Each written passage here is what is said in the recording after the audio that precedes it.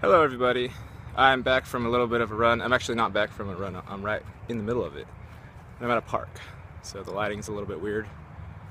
I was trying to figure out what to talk about today, and I've been listening to Jim Rohn on the way over because a guy I've known of him. I knew that he was what's his face's mentor, Anthony Robbins.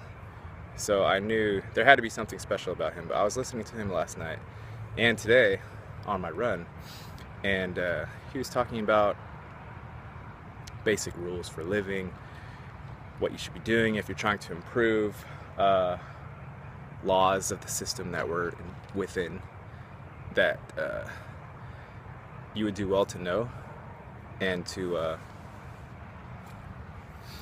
be on the good side of, as he put it. He was telling two stories. Both were from the Bible. Both I've heard before. When I was younger, I haven't been studying the Bible too much recently, but I've heard both of these stories. The first one was the story of a master who gave his servants money. He was going on a trip and he gave one guy, say $10, one guy $6, and one guy $1.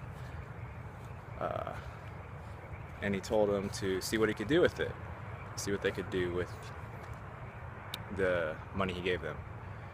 He didn't give them very specific instructions. So he came back and asked them what happened. Sorry, that's my finger shadow. The first guy, and the battery is low battery mode. Okay. So the first guy, he said, I went out, I worked the money, I invested it, I doubled it, and here you go. Here's $20. He asked the second guy what he did with his $6, and the guy said, I went out and I lost some of it, but then I tried a different tactic and I doubled mine too. Now I have 12. So he told him good job, and he asked the third guy what he did with his, and the guy said what he did with his $1, and the guy said that he was worried about losing it. He didn't want someone to steal it, so he told his master that he told him that he had hidden it under the ground, and he went and retrieved it, and he said, here, I kept it safe for you, I didn't lose it. And so master wasn't very happy with him. He basically took his $1 away and gave it to the rich guy. He gave it to the guy with 10.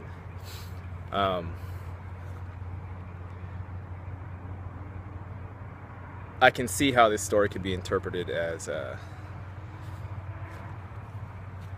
I guess you could interpret the story, if you're of a cynical mind, you could interpret it as rationale for multimillionaires and billionaires and people hoarding money, and rationale for communism, and everything should be fair and equal. I can see how somebody's mind could think that way, but that's not the real point of that story. The real point of that story is don't be lazy. Don't be fearful. Don't be selfish. Right? That's what I think that story means. And it basically means if you sit around and do nothing, then you're going to get nothing. And you might even have what little meager amounts you've managed to obtain or somebody gave to you, you might even have that get taken away from you, right? So that's my interpretation of that story. The second thing he talked about that I heard was he was talking about you reap what you sow. So these are farming allegories, farming parables. They're not about just farming, of course. It's about the larger sense. What you do, what you put out into the world, you get back. So if you're putting out kindness and unselfishness and generosity, you get it back. But he said also the law is that you receive more than you give.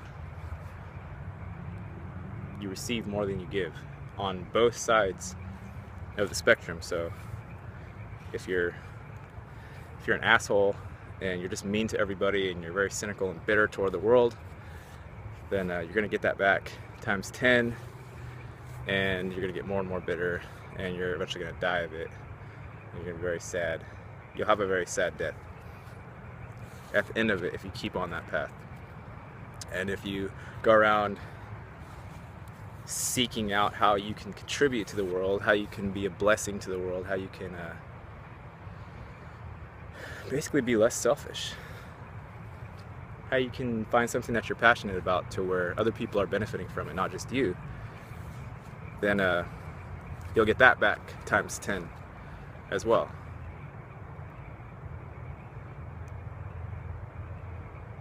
So you get what you give, not you get what you take. That's not the rule. It's you get what you give. And yeah, that's my understanding of those two stories. I think they have still. Oh, one other thing I wanted to mention about Bible stories. When I was younger and I was personally very jaded on the Bible, I had my laundry list of reasons why I didn't like the Bible. Not to get into those too much, but I didn't like the Bible. I didn't like the Bible, I think, because I didn't like the violence. I didn't like the spiteful God. I didn't like the vengeful God. I didn't like a lot of the... I just didn't like a lot of it. And also, I made the rationale that people were smarter than that nowadays. And I think I made that rationale because of the idea of evolution. Because evolution is making it sound like people are somehow getting smarter because technology is increasing, but I don't think that's true. I think people are just the same level of intelligence, if not dumber now. I think people might be dumber now than they were back then, but I don't know for sure.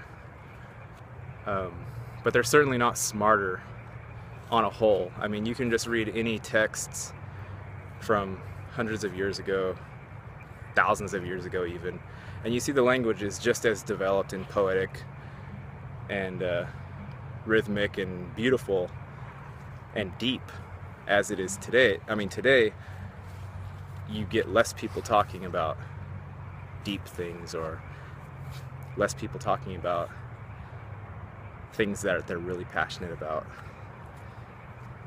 Maybe that didn't happen back then either. I'm not really sure. Maybe I'm just of the wrong type of energy still right now, and I'm not attracting people like that. But, and I know that's kind of a cynical attitude as well. That's probably me just reaping what I've been sowing for the past few years. But anyway, that's my video for today. I'm still on my habits. This is the third video of the 30-day habit, and I have 27 left. I'm going to tack on a new habit at the end of the month, and keep this one. Well, I can drop this one if I want to, or I can keep it, but the point is that you eventually get a bunch of habits in your arsenal, and you're not just being a lazy ass lump on the couch all day long, or wherever you like to be lazy. Okay, that's enough. That's 9 minutes. Okay? I will see you guys in the next one. Good night.